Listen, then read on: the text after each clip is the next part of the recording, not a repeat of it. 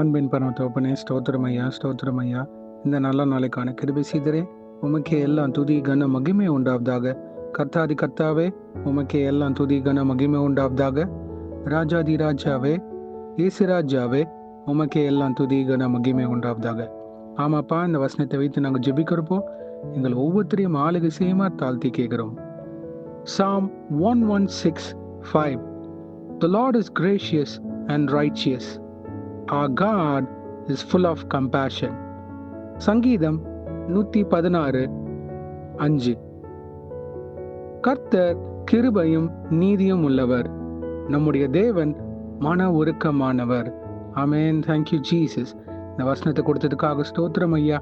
இதை கேட்டுக்கொண்டிருக்கிற ஒவ்வொருத்தரையும் நீங்க ஆளுகை செய்யுமா தாழ்த்தி கேட்கிறோம். இயேசுவே, உம்முடைய கிருபையினால் எங்களை ரட்சித்ததுக்காக நன்றி அப்பா. நீ நீதி உள்ள தேவன் நாம் தகப்பனே.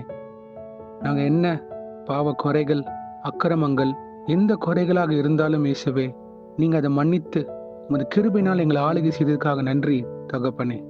இயேசுவே, நீங்க மன உருக்கத்தின் தேவன் அப்பா. நாங்க செய்த ஒவ்வொரு குற்றங்களுக்காக எங்களை மன்னித்து தகப்பனே, எங்களை ஆளுகை செய்கிற தேவாதி தேவன், உமக்கே எல்லாம் துதி கன மகிமை உண்டாவதாக. அநேக பேர் உலகத்துல உம்மை அறியாம இருக்கிறப்போ எங்களை தேடி வந்து உமது பிள்ளைகளாக உங்க தெய்வீக கரம் எங்களை மீட்டெடுத்ததுக்காக நன்றி. எங்களுக்காக ஒவ்வொரு நாளும் பரிந்து பேசி கொண்டு இருக்கிறதுக்காக நன்றி அப்பா. பரம தகப்பன் கிட்ட நாங்க செய்கிற ஒவ்வொரு காரியத்தையும் குறித்து பரிந்து பேசி கொண்டு இருக்கிறதுக்காக ஸ்தோத்திரம் ஐயா. அதே போல நாங்களும் ஒவ்வொரு நாளும் உமக்கு கீழ்ப்படிந்து சாட்சியின் பாத்திரங்களாக நிற்க எங்களை தகுதிப்படுத்துங்க, ஆளுகை செய்யுங்க. நீர் மன உருக்கத்தின் தேவன் தான். ஆனா அதே சமயம் அப்பா, நாங்க அதை அட்வான்டேஜ் எடுக்காதபடி என் தேவன் எல்லாத்துக்கும் என்னை மன்னிப்பார் அப்படின்னு நாங்க எல்லா காரியத்தையும் செய்யக்கூடாது அப்பா. உமக்கு பயந்து கீழ்ப்படிந்து உடைய வார்த்தையின்படி வாழ எங்களை தகுதிப்படுத்துங்க.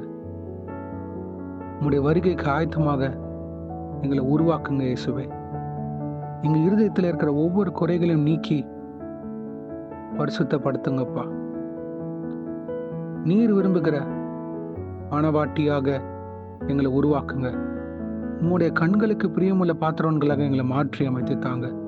எங்களோட சாட்சி பிறருக்கு உம்மை நோக்கி பார்க்க கிருபை செய்யுங்க.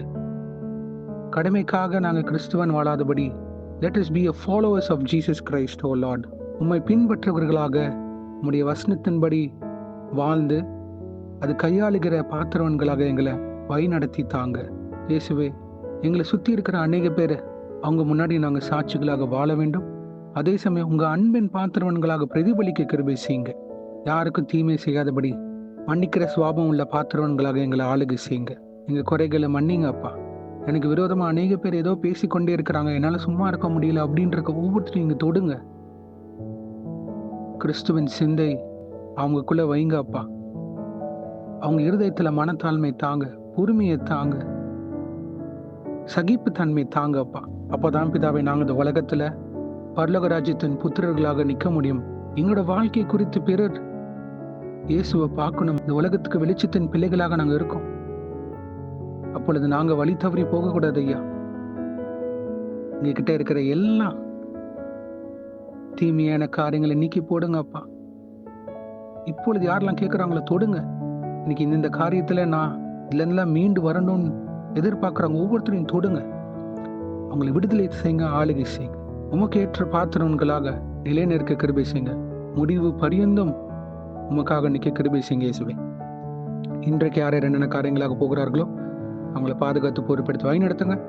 உங்க காரம் முன்னும் பின்னமாக இருப்பதாக தேவ தூதர்களால் பாதுகாத்து வழி நடத்துங்க.